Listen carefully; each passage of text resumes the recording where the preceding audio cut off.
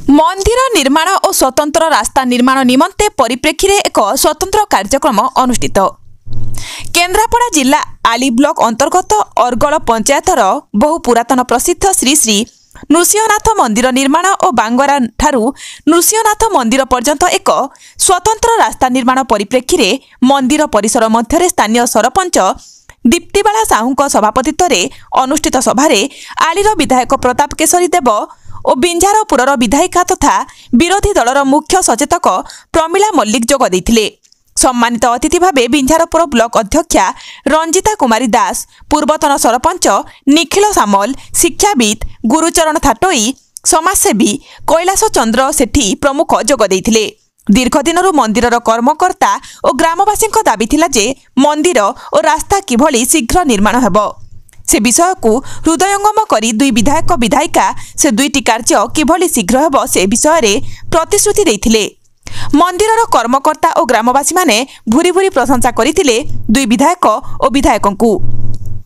अन्यमानक मध्यरे सरपंचक प्रतिनिधि निरंजन साहू, नारायण चंद्र धल, मीनकेतन पुहाण, अर्जुन सामल, मनोज सामल, प्रद्युम्न पात्र, मंदिरर मुख्य पूजक प्रसन्न दास प्रमुख जोग देथिले।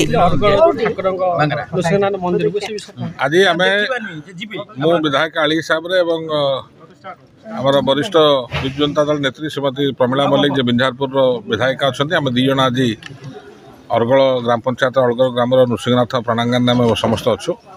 ये जनसाधारण को उत्साह उद्दीपना थिला कि मंदिर कार्यक्रम नुआ आरंभ कर किभली भाव संपूर्ण हम और ताचाई बड़ कथा हूँ जेहेतु अरगल ग्राम पंचायत लोक प्राय चलाचल सिंहपुर बांगरा देकी जाती।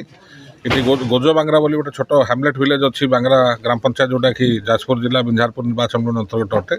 से ब्रिज हो जाए बिंझारपुर तरफ तेणुक सी गोज बांगरा नृसिंहनाथ मंदिर पर्यंत किभली रास्ता हम से आम दी जन विधायक आज ये बसचु और लोक सागर आलोचना विमर्श होता किभली भाव से कार्य संपन्न कर आली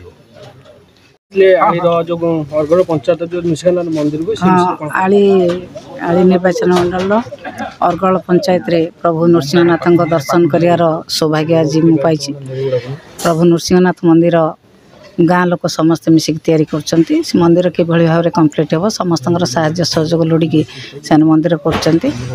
आमर राजा साहेब आलीर विधायक से मध्य प्रतिश्रुति देइछंती मंदिर को साहाय्य करेंगे मो द्वारा जहाँ संभव साहाय्य करेंगे। मुख्य कथा हूँ जो अरगल कोर्टू नृसिंहनाथ मंदिर को जो रास्ता से रास्ता आम निश्चित भाव में तैयारी करूँ जेकोसी मत टे समय सापेक्ष हेल्ले जमती हेल्ले वर्षे 6 मास भितर रास्ता काम जमती हेल्ले करने व्यवस्था करूँ। शुणी आसु भी जाचु प्रमिला मल्लिक जो कथा कहती से निश्चित रखती से भरोसा विश्वास आम पंचायत जनसाधारण अच्छी निश्चित यहाँ सक्सेस हम बोली आम आशा रखीचु।